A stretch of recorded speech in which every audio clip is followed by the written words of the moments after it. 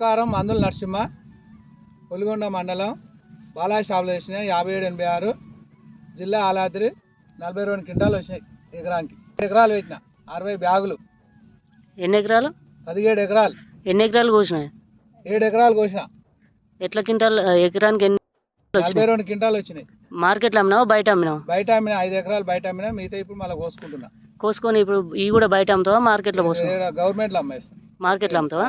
ఇదివరకు దాకానైతే నీకు బయట అమ్మినాయి 43 క్వింటాలు కూడా వచ్చినాయి. 43 క్వింటాలు కూడా వచ్చినాయి. వానకాలం అసలు ఇవి పెట్టుకోవచ్చా? రైతులకు లాభమేనా? పెట్టుకోవచ్చు. నీకు చేను లేకుండా మొత్తం వస్తున్నాయి, మంచిగా చేను లంపు వస్తుంది.